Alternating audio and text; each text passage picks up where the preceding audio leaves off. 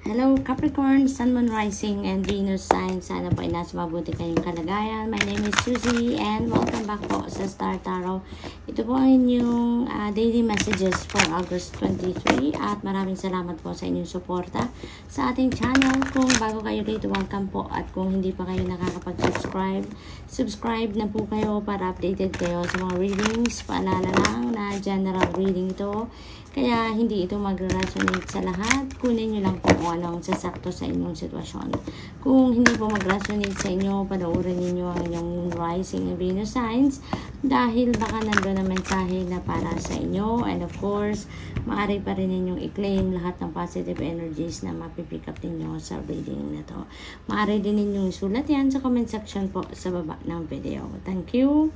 Unang mensahe po ninyo, Awakening number 12. Ayan. So, ang sabi ng mensahe para sa inyo, Capricorn, na now is about the time para tumingin ka sa ibang perspective naman ng buhay, no?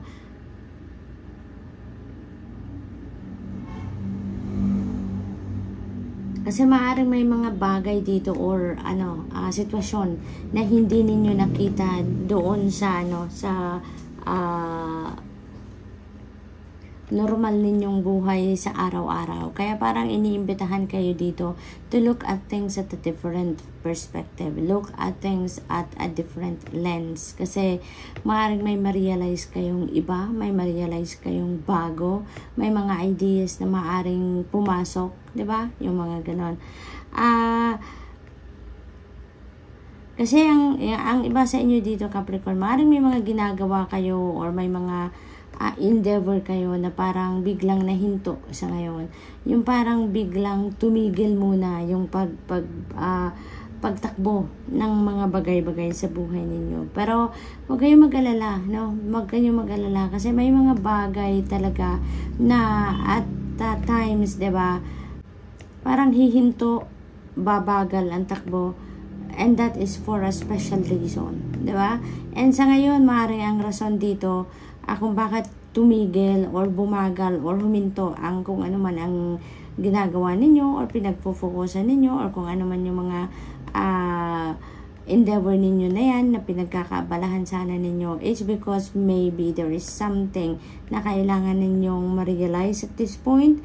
Maaaring may mga bagong ideas na kailangan ninyong makita sa ngayon na maaaring makatulong yan sa kung ano man ang inyong ginagawa, no, Capricorn?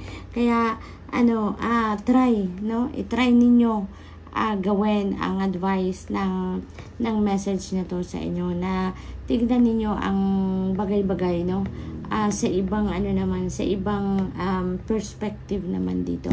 Kasi maaring meron kayong madiscover dyan na kakaiba or na bago na maaring makatulong doon sa inyong pinagkakabalahan sa ngayon, ano? We have the Emperor energy. This is really beautiful kasi after, no? Siguro pagkatapos ng awakening na to sa inyo, pagkatapos na makita ninyo ang mga pangyayari sa buhay ninyo on a different perspective, maaaring bumalik na talaga sa normal ang lahat. Babalik na rin kayo doon sa pag-progress, sa pag-usad ng kung ano man yung mga nahinto, yung mga gano'n, ano? Kasi order will be back in your life dito. Parang matututunan ninyo dito na mag-sort out ng mga bagay-bagay sa buhay ninyo. Ano yung mga kailangang ayusin, ano yung mga kailangang na ilagay sa tamang kalagyan, yung mga ganun ba, no? Magiging dito parang mas systematic and mas organized ngayon ang iyong kaisipan, ang iyong plano, no? Ang iyong mga ideas na naiisip. So parang kaya uusad muli kung ano man ang inyong mga ginagawa dahil dyan. May mga realizations kayo na madidiscover dito, no? For others of you naman, Capricorn, maaring meron ditong leadership role na kukunin ang iba sa inyo. Maaring you're going to step into a new level, no, ng inyong trabaho or posisyon sa trabaho. So magle-level up ang iba sa inyo dito. You will be put into a leadership role, no, ang iba sa inyo. So promotion, no, ang naghihintay para sa iba sa inyo dito. So congrats. We have 10 of spring, and so this is ending and beginnings, no? There is an ending and new beginning na mangyayari dito for some of you. Babalik talaga sa normal, no? Sa tamang posisyon, kung baga, ang sarili ninyo, ang buhay ninyo dito with the Emperor energy. Kasi dito sa 10 of Spring, parang may burden kayo dito na dinadala for so long. Maaring sa trabaho, maaring sa pamilya, maaring emotional burden din yan. Pero kahit anuman ang sitwasyon dito, no, whatever the case may be, yung parang bibigyan nyo na yung sarili ninyo ng pagkakataon para makabalik kayo doon sa normal na buhay-buhay ninyo. Kasi parang ngayon, ang nangyayari dito, parang overwhelming na yung task. Siguro kung sa trabaho yan, overwhelming na para sa inyo ang mga ginagawa ninyo. Parang wala na kayong oras para sa sarili ninyo, wala na kayong oras para sa pag-self-care, wala na, yung parang hindi na normal ang takbo ng buhay ninyo, wala nang balanse, no? Yun ang ganap, no, sa karamihan sa inyo, Capricorn. Overwhelming ang trabaho, working long hours, maaring ganon, to the extent na nai-stress na ang inyong katawan, pati ang isip ninyo, di ba? Kaya may imbalance, no? Kung sa pamilya naman yan, maaring lahat na lang ng gagawin, halos na sa inyong balikat na. Kaya nagtatrabaho na kayo during the day, sa regular job ninyo, tapos pagdating ng uwian, pagdating nyo sa bahay, kayo pa rin ang lahat. Yung parang ganon. Kaya parang overwhelming na din yung obligasyon or yung mga responsibilidad na nasa balikat ninyo pagdating din sa bahay, no? So parang ganon din ang sitwasyon ng iba. Pero ngayon parang marirealize mo na parang this is too much, parang hindi na to tama, no? Yung parang ganon. Kaya babaguhin mo yan. You're going to create that change sa buhay mo para maibalik mo sa dati, sa normal, na maging balanse ang lahat, maging healthy naman. Kasi 'di ba, there is life after work din, 'di ba? Para sa lahat, para sa ating lahat. Dapat ganon, no? Hindi lang puro trabaho, nagtrabaho na sa opisina, pagdating sa bahay, dala-dala pa rin yung trabaho sa opisina, 'di ba? So wala nang balanse. Pero ngayon, parang tatapusin mo na ang ganong sitwasyon. You are going to bring the balance back in your life. You are going to get rid of any burden, no, na dinadala ninyo for so long na. We have Prince of Autumn. Ayan. So, this is really a beautiful energy. Lalong-lalo na pagdating sa kaperahan. No? Pagdating sa money, career, and finances. Kasi maaaring may bagong opportunity dito na parating sa inyo. No? Maaaring ang iba sa inyo dito, maaaring aalis sa pinagtatrabahuan ninyo. Maaaring gano'n. Maaaring nagkakaroon kayo ng plano ngayon dahil siguro sa stress na nararamdaman ninyo, nararanasan ninyo sa trabaho. Maaaring mag-decide ang iba sa inyo na mag-resign na lang or iwanan ang trabaho yan, no? Maaari din kasi na naghahanap na talaga kayo ng ibang mapapasukan na ipapalit ninyo sa trabaho ninyo, you know? Maaari may mga ganun sitwasyon, or maaari talaga na mayroong opportunity din na parating sa inyo o dumating sa inyo. Kaya malakas din ang inyong loob na iwanan kung ano man yung stressful na trabaho na yan, no? So maaari may mga ganong ganap ang iba sa inyo dito. Kaya nagsisimula na kayong magplano, no, doon sa panibago ninyong papasukang trabaho. So good luck to that, Capricorn. We have balance. Ayan, napakaganda. Kasi speaking of imbalance dito sa 10 of Spring, balance will be back in your life. And ganun din ang sinasabi ni Emperor Energy. Emperor Energy is also about balance. Kaya napakagandang sitwasyon nito kasi you are choosing your well-being dito. You're choosing yourself dito kung ano ang makakabuti para sa inyo, physical, mental, emotional, and spiritual health ninyo, Capricorn, no? Binibigyan niyo dito ng pagkakataon ng inyong sarili na mamuhay ng balanse, no? At hindi lang yung purong trabaho, puro stress, yung ganon. So, maganda na nag-iisip kayo kung paano ninyo ma-improve ang inyong sitwasyon, no?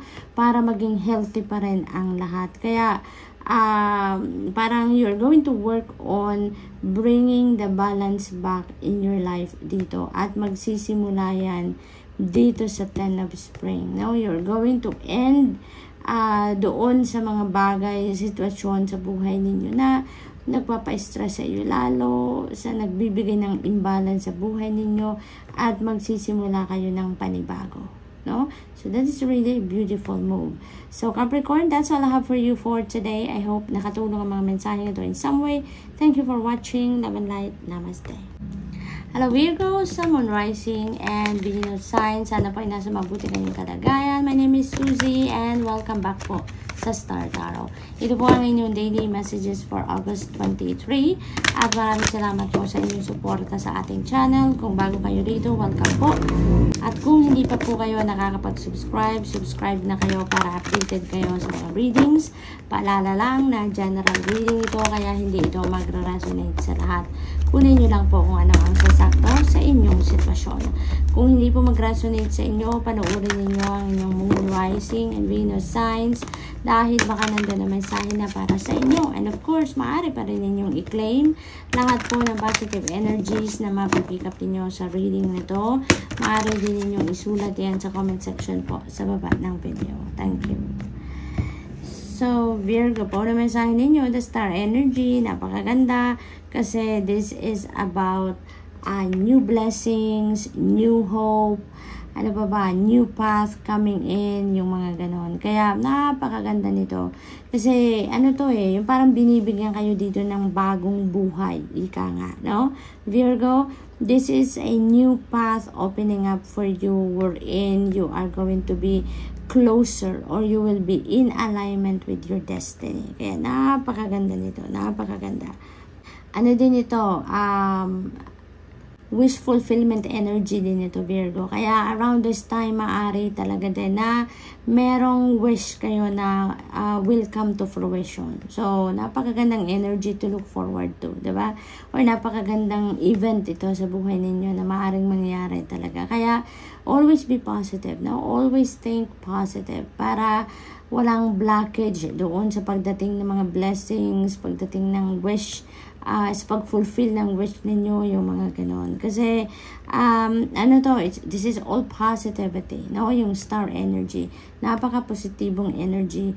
Kasi lahat ng mga pag-worry ninyo, yung mga takot ninyo, mawawala na yan, no? That will be replaced with hope, with joy, with happiness, with optimism. Kaya sa pagharap ninyo ng bagong buhay, bagong umaga, bagong pag-asa, talagang napakaliwanag ng lahat, no?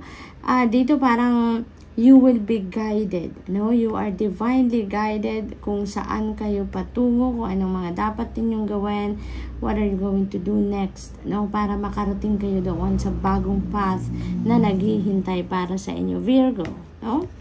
So, what else? We have Princess of Autumn. Ayan, napakagandang energy din ito because this is really beautiful pagdating sa money, career, and finances, no? Maraming mga magagandang opportunity ang maaaring dumating dito pagdating sa career, pagdating sa trabaho, sa finances ninyo, kasi maaaring may mga balita dito or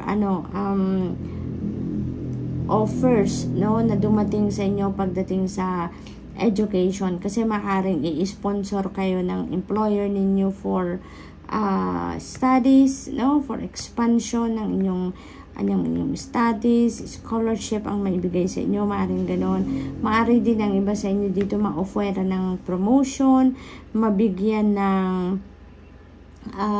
pay raise, yung mga ganun ba. Kaya napakagandang opportunity ito na parating sa inyo dito, Virgo. What else? We have Princess of Summer. Ayan. So, ito naman, parang romance is in the air.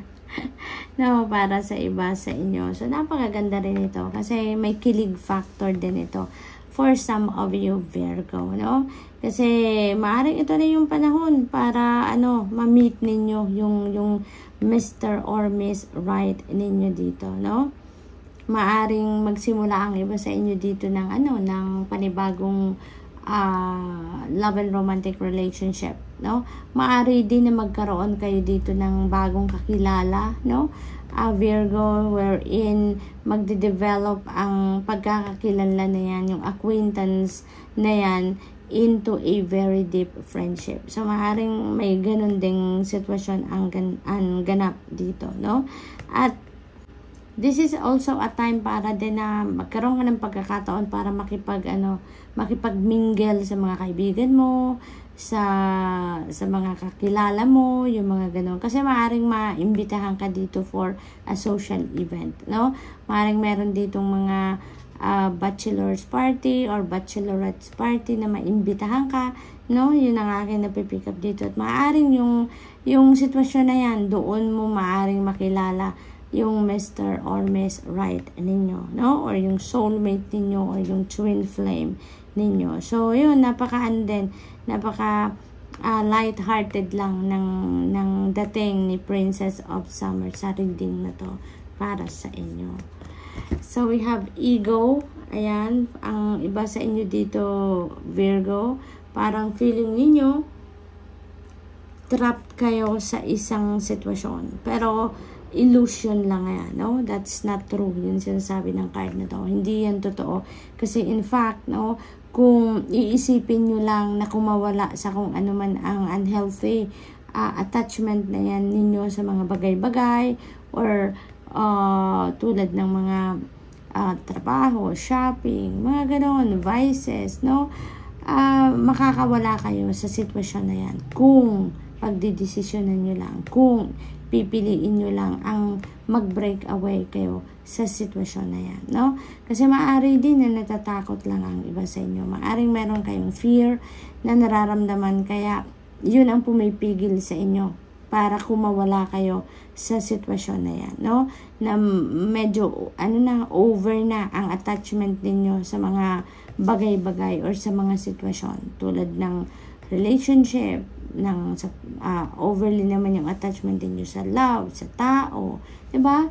Maaring mga ganon ang sitwasyon, but iba-iba tayo, 'di ba, ng situation, kaya take as it resonates. Okay, Virgo? Final message ninyo, 9 of Winter. Ayan. So, you know what? Speaking of fear, kanina, pagkaramdam ko dito, ang iba sa inyo, Virgo, marami talagang takot na nararamdaman, no? Nag-worry, natatakot, na-stress masyado dahil dyan sa negative feelings and negative thoughts na yan, no? Parang yun ang nag-overpower, no, sa isip at sa damdamin ng iba sa inyo. But you know, this is a reminder for you, Virgo, no? This is a reminder for you na stress and worrying is not going to do anything good sa inyo, 'di ba? Instead, mas magpapamagnify pa yan ng mga bagay or events sa buhay ninyo na mas lalo ninyo tuloy na ipag-aalala, no? Kaya this is like a wake-up call para sa iyo, Virgo, na para doon sa mga Virgos na may ganitong pinagdadaanan, na nag-overthink, nag-overanalyze, sobrang nag-worry, sobrang nai-stress na dahil dyan sa pag-overthink or pag-overanalyze, no? This is a wake-up call for you na this is not a good position sa buhay ninyo na naka-focus kayo dyan sa negative feelings and emotions and thoughts ninyo.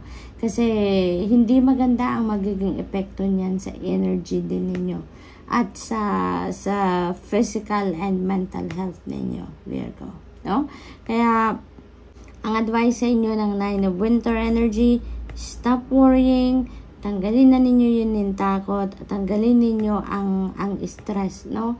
Kasi manganganak at manganganak lang yan, no? All is well. Magtiwala kayo na all is well. Alalahanin ninyo na you are divinely guided. Kaya kung ano man yung iniisip ninyo na pinag-worryhan ninyo, most likely nag-overthink lang kayo dyan. Kasi divinely guided kayo eh. Meron tayong star energy dito, di ba? Meron kayong gabay ng Panginoon kung ano ang dapat ninyong gawin, saan kayo patungo. So, maaaring ang iba sa inyo, malabo, no? Ang sitwasyon ngayon, nalalabuan pa ang isip ninyo. Kasi nga, nakafocus kayo sa negative thoughts. Nakafocus kayo sa negative feelings ninyo at hindi ninyo naririnig, hindi ninyo napapansin kung ano ang divine guidance sa inyo. Kaya you know what, kung kailangan niyo ng kausap, makipag-usap kayo, reach out to people na mapagkakatiwalaan ninyo ng iyong kwento, no? Ng kwento ng buhay ninyo. Kasi maaaring makatulong ang mga tao yan na kapag nakausap mo sila, makabigay sila ng, advice sa'yo or opinion din nila, or makapagbigay sila ng words of wisdom para sa iyo na maaring mag-enlighten ng isip mo din, no, Virgo? Kasi maaring kailangan mo lang din makarinig ng bagong perspective, no, or perspective ng ibang tao. Kasi maaring wala kang nakakausap, maaring sinasarili mo lang kung ano ang pinagdadaanan mo sa ngayon. Kaya yung thoughts mo umiikot lang din dyan sa sarili mo, no? Paikot-ikot lang, kaya mas lalo ka nang nai-stress, mas lalo nang nanganganak ang negative thoughts mo. So maaring ganun ang sitwasyon ng iba sa inyo, Virgo. But Virgo, huwag kayong mag-alala, no? Wala kayong dapat ipag-alala. Ang mas mabuti ninyong gawin, mag-chill lang kayo, try to relax, di ba? I-let go nyo na yung takot, ang pag-worry na yan, at magtiwala kayo sa Panginoon. Kasi divinely guided kayo. We have the star energy. You are going to be led to where you need to be, no? Kung saan kayo magiging in alignment with your destiny and with your purpose. Kaya, kailangan ninyong kalmahin ang sarili ninyo, kailangan ninyong i-relax ang isip ninyo, alisin na ninyo yung mga negative thoughts at palitan ninyo ng mga positive thoughts, no? Dahil may gabay sa inyo, kaya kailangan mong pakinggan kung ano yung gabay sa inyo through your intuition. Paano ninyo magagawa yan if you are stressed out, if your mind and body is busy, diba? So, kailangan mong mag-chill ka muna. Okay? Mag-reflection mode ka, ipagpahinga ang iyong katawan, ipagpahinga ang iyong isipan, mag-breathing exercises ka, prayer mode, or mag-meditation ka. Virgo, yun ang mga bagay na kailangan mong gawin or maaari mong gawin, depende sa iyo kung itatry mong gawin, pero yun ang makakatulong sa iyo para makalma, no? Makalma ang isip ninyo, makalma ang nararamdaman ninyo, makalma ang lahat ng cells sa inyong katawan, at malilinawan din ang iyong isipan, no, Virgo? So that's all I have for you for today. I hope nakatulong ang mga mensaheng ito in some way. Thank you for watching. Love and light. Namaste. Hello, Taurus, Sun, Moon, Rising, and Venus sign. Sana po ay nasa mabuti kayong kalagayan. My name is Susie, and this is your daily messages po for August 23. Welcome back po sa Star Tarot, at maraming salamat po sa inyong suporta sa ating channel. Kung bago kayo rito, welcome po, at kung hindi pa kayo nakakapag-subscribe, subscribe na kayo para updated kayo sa mga readings. Paalala lang na general reading ito, kaya hindi ito mag-resonate sa lahat. Kunin nyo lang po kung ano ang sasakto sa inyong sitwasyon. Kung hindi po mag-resonate sa inyo, panoorin niyo ang inyong moon rising and Venus signs dahil baka nandun naman sign na para sa inyo. And of course, maaari pa rin ninyong i-claim lahat po ng positive energies na mapipick up niyo sa reading na to. Maaari din na isulatin nyo yan sa comment section po sa baba ng video. Para mensahe ninyo, Taurus, the world energy, napakaganda dahil this is meron ditong mga ending, no? At meron ding beginnings. Kasi natural, kung meron nagtatapos, may nagsisimula. 'Di ba? Pag may nagsasara, meron nagbubukas. So, yun ang sitwasyon ng iba sa inyo. May mga matatapos na dito kayong mga endeavor, proyekto, pag-aaral, kung ano man, yung mga long term na, kumbaga, na ginagawa ninyo na could be projects talaga. Ngayon, it has come to its completion na, matatapos na yan, kumbaga graduate na kayo sa sitwasyon na yan, kaya you are on to the next level, no? Papunta kayo doon sa bagong endeavor, sa new beginning, no? At magle-level up na din ang kung ano man ang inyong ginagawa or gagawin, no? So this is the time for for celebration, this is the time for your successes, time for accomplishments, achievements, yung mga ganon. So, busy si Taurus, no? Busy kayo. Kasi, ang sunod din yung gagawin dito is yung pagdidiskarte, pag-iisip, papunta doon sa next level na yung gagawin. Kaya, marami kasi ang magbubukas dito na bagong opportunity para sa inyo, Taurus. Kaya, mabibisi na naman kayo, no? Pero, yung parang, i-celebrate nyo naman, bigyan nyo din ng pagkakataon ng sarili ninyo para i-celebrate nyo naman yung iyong mga tagumpay ngayon, diba? What else? We have 6 of summer, beautiful energy, kasi yung ito, parang, meron ditong reminiscing, kumbaga, ng kung ano ang inyong nakaraan. Yung mga beautiful experiences ninyo in the past with the family, kasama ang inyong mga anak, kasama ang inyong pamilya, asawa, ayan. So, maaring may mga nagmumuni-muni sa inyo ngayon. Maaring you're alone ngayon, at maaring nasa malayong lugar ka, malayo ka sa pamilya mo, sa mga anak mo, sa asawa mo, mga ganon, magulang. Kaya ngayon din, ngayon nag-iisa ka, yung parang namimiss mo sila, kaya iniisip mo sila, no? Naaalala mo yung mga ginagawa ninyo nung magkakasama pa kayo, kompleto kayo, no? Yung mga ganon. So, ayun, maaari din na ang iba sa inyo dito, meron ditong homecoming, no? Merong homecoming, maaring may travel plans ang iba sa inyo dito, Taurus. Kasi maaring galing kayo or nagtatrabaho kayo sa malayong lugar, tapos nagpaplano kayong umuwi, no? Maaring, may naririnig akong tapos na ang kontrata. So, maaring nag-work kayo abroad at matatapos na siguro ang inyong kontrata, kaya pauwi na kayo, no? Maaring ganon. Naririnig din akong for good, kaya maaring pauwi na kayo for good talaga. So, maaring nakapag-ipon na kayo talaga, no? At nagdesisyon na kayong finished contract naman na din kayo, uuwi na kayo dito for good, at maaring magdinegosyo na lang kayo or dito na lang kayo magtatrabaho, no? Maaring mga ganon. But definitely, there is homecoming, no? Mayroon ditong uuwi talaga. Maaring bisita lang din naman yan, short visit, no? Maaring ganon. So, what else for Taurus? Emperor energy, everything is, going back to normal na, no? Kasi maaaring may mga imbalances din ang iba sa inyo dito in the past. Maaring ang isip ninyo, kayo mismo, you're all over the place, no? Pero ngayon, parang ibabalik ninyo sa normal ang lahat. Pag-uukulan ninyo ng pansin ngayon ng organization at ang order ng buhay ninyo. Kasi maaaring may mga parte din ng buhay ninyo na na-neglect ninyo in the past. Pero ngayon, parang you're back on your throne talaga, at aasikasuhin ninyo ang mga nangangailangan ng atensyon sa buhay ninyo sa ngayon. Kaya, ayun, maganda ang ganap. Kasi isasaayos mo na ang kung ano ang hindi maayos, 'di ba? At maari din dito ng iba sa inyo is going to step into a leadership role. So, maaring meron ditong pagle-level up ng iyong posisyon, no? Maaring may promotion dito na matanggap or makamit ang iba sa inyo dito. Kaya, congrats, no?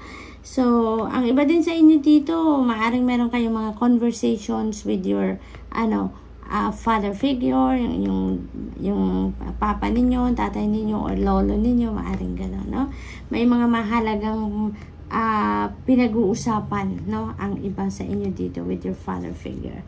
For a spring, and may talaga, no? Merong celebration dito na magaganap. So, maari talaga dito na sa homecoming na yan, maaring merong reunion, maaring sa mag-homecoming dito, maaring kayo ay ikakasal, no? Kaya kayo ay uuwi.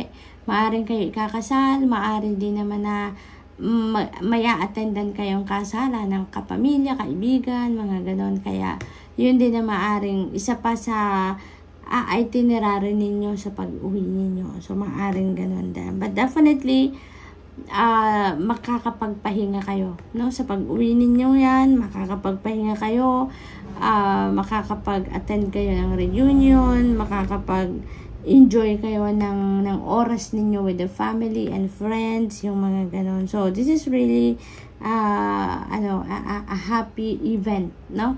Masaya ang pag-uwi ninyo dito, Taurus. Yun ang akin napipick up. So, what else? We have strength.